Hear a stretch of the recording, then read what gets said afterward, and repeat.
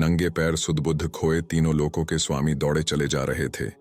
पीछे पीछे रुक्मिणी, जाम्बवती, सत्यभामा, कालिंदी, मित्रबिंदा, सत्या, लक्ष्मणा और भद्रा भी पागल सी दौड़ रही है। ये कौन आ गया जिसके लिए भगवानों के भगवान दौड़ रहे हैं? मंत्री, सेनापति, द्वारपाल सब जड़ होकर खड़े हैं। ऊपर ब्रह्मा जी, कैलाशपति, बृहस्पति, देवराज इंद्र, सूर्य, चंद्र, यम, शनि सबकी चाल रुक गई। पशु पक्षी, नगर गांव सब के सब थम गए। खुद भाग्य विधाता, माया के रचयिता, प्रेम के वशीभूत अश्रु बहाते दौड़ रहे हैं। महल के द्वार से फटेहाल वस्त्र में भगवा वस्त्रधारे सुदामा लौट रहे हैं। उनके पैरों में बिवाई पड़ी थी, कमर झुकी जा रही थी, मानो गरीबी ने उनके देह को भी दरिद्र से भर दिया हो। सखा, सखा कहते दौड़ते हुए श्री कृष्ण उस गरीब ब्राह्मण के गले जा लगे। पल, क्षण, घड़ियां बीतती रहीं। अश्रुओं की बारिश में भीगे दोनों मित्र एक दूजे के गले लगे रहे। देवगण, गंधर्व, मनुष्य, पशु, पक्षी सब मंत्र मुग्ध से प्रेम के इस पावन मिलन को देखते रहे। रुक्मणी के पुकारने पर भगवान को स्मरण हुआ कि सुदामा को अंदर लेकर जाना चाहिए। सुदामा के दोनों पैरों को धोते हुए प्रेम से अश्रुधारा गिराते श्री कृष्ण बार बार मेरे सखा, मेरे सखा बस यही पुकारते रहे। जब सुदामा की खूब सेवा हो गई तो श्री कृष्ण ने सुदामा से कहा, सखा, मेरे लिए भाभी जी में क्या भेजा है?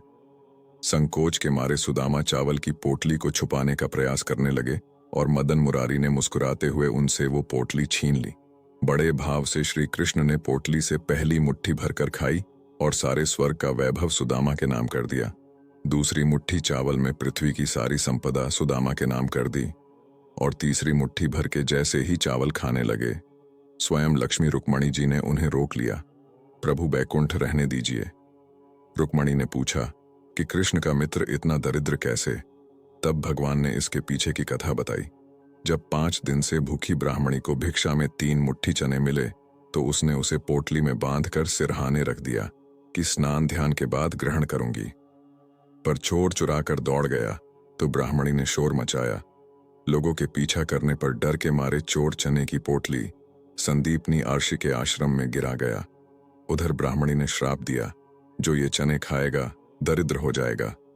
गुरु माता ने वही पोटली श्री कृष्ण और सुदामा को पकड़ाई कि जब जंगल से लकड़ी लाने जाओ और भूख लगे तो ये खा लेना। सुदामा ब्रह्मज्ञानी पोटली हाथ में लेते ही रहस्य जान गए और सारे चने स्वयं खा गए। गुरु मां की आज्ञा भी रह गई और मित्र कृष्ण को भी बचा लिया। लेकिन वे भूल गए, यदि वे ब्रह्मज्ञानी हैं तो कृष्ण स्वयं नारायण है। सुदामा मित्र से विदा लेकर घर गए तो देखा झोपड़ी की जगह महल खड़ा है। गरीब ब्राह्मणी रानी बनी उनकी प्रतीक्षा कर रही है। एक ने मित्रता में मित्र के कष्ट ले लिए, दूजे ने सारे कष्ट हर लिए। मित्रता भावों के वश है, प्रेम के वश है, धन संपदा तो आती जाती रहे।